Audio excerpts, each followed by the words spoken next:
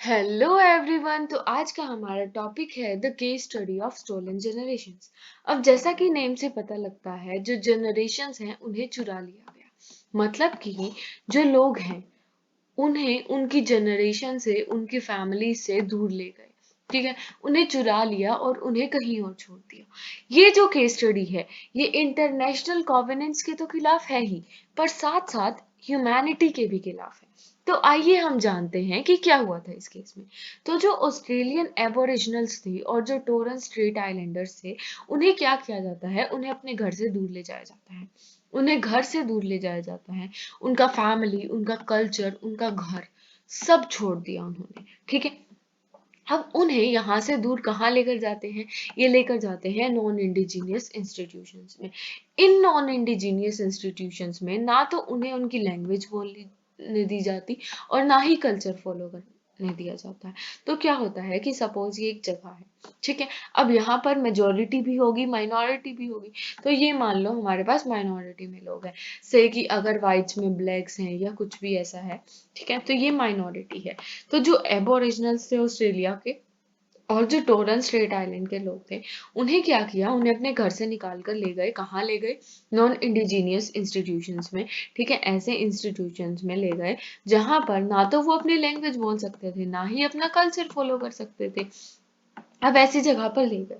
अब ये 1960 विक्टोरिया में शुरू होता है, पर बाद में ऑस्ट्रेलिया, यूएस, हर जगह फैल जाता है। अब नारे ऐसे ऐसे लगते हैं कि kill the Indian save the man. ठीक है, अब इस सारे सीन का एम क्या है कि अगर इन लोगों को हम निकाल कर यहाँ भर देंगे, ठीक है, जो भी ये नॉन इंडिजीनियस इंस्टीट्यूशंस हैं, तो हमारे पास एक जो एरिया बचेगा, जो कंट्री बचेगी, जो कम्युनिटी बचेगी, वो सिर्फ प्योर ब्रीड बचेगी, क्योंकि जो भी मिक्स ब्रीड होंगे वो निकल गए होंगे। ठीक है, एक प्योर ब्रीड होगा नेटिव, और जो प्योर इनहैबिटेंट्स हैं उनके। ठीक है, अब अपनी उसमें वो क्या कर रहे हैं, वो क्या कहते हैं कि भाई हम तो अपना कल्चर, हमारी लैंग्वेज बचा रहे हैं ताकि कोई भी मिक्स ब्रीड ना आए, पर प्योर लोग आए।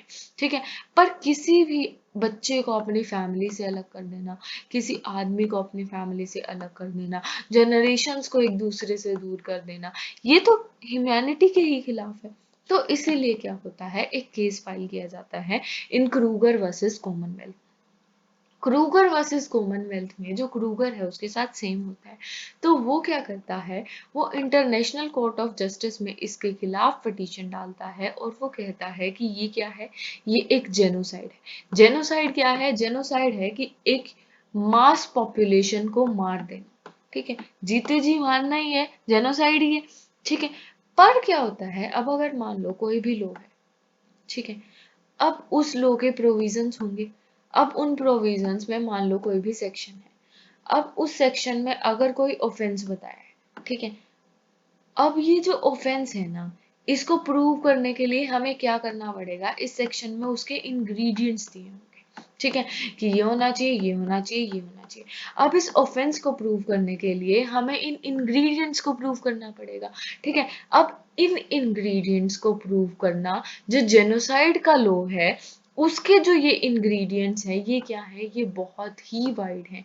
ये इतने वाइड हैं कि प्रैक्टिकली पॉसिबल ही नहीं है इन्हें प्रूव करना। अब क्योंकि ये प्रैक्टिकली पॉसिबल नहीं है इन्हें प्रूव करना, इसलिए इंटरनेशनल कोर्ट ऑफ जस्टिस क्या कहता है, वो कहता है कि ये जेनोसाइड नहीं है। क्यों? क्योंकि ये तो जेनोसाइड के लोग में जो इंग्रेडिएंट्स दिए हैं उन्हें फुलफिल ही नहीं करता। अब भाई इंटरनेशनल कोर्ट ऑफ जस्टिस भी यहाँ कुछ नहीं कर पाए, क्योंकि लॉ ही ये ले डाउन था। फिर क्या होता है, बहुत सारा कुछ होने के बाद एक पब्लिक अपॉलजी इशू करते हैं। ठीक है, जो भी अथॉरिटीज हैं वो पब्लिक अपॉलजी इशू करती है। पर यार अब तो बहुत देर हो चुकी है, 1960s से चलता आ रहा है, तो इतने सालों तक कितना डैमेज हो चुका है। ठीक है, तो एक विक्टिम कहता है कि you can send us back home, but you can not cure attack on our heart, souls and minds. कि घर ले जा सकते हो, पर जो तुमने हमें घाव दिए हैं तुम वो तो नहीं भर सकते ना। कॉम्पनसेशन तुम दे दोगे, हम मानते हैं, पर जो इंटरजेनरेशनल ट्रोमा जो हमें जनरेशन टू जनरेशन आया है, वो ट्रोमा तो तुम हमारा नहीं दूर कर सकते हो ना। तो ये जो है, वो लोग कहते हैं आज तक भी बहुत सारे लोग जिन्हें मतलब जिन्हें ऐसे ले जाया गया था उन्हें क्या दिया जाता है, उन्हें कॉम्पनसेशन दिया गया है। पर वही बात कि कॉम्पनसेशन से तुम एक चीज़ का क्योर कर सकते हो, पर बहुत सारी और चीज़ें हैं जो कॉम्पनसेशन से क्योर नहीं होती। ठीक है, अब इंटरनेशनल कॉन्वेनेंट्स देखते हैं हम यहाँ पर क्या क्या वायलेट हुए।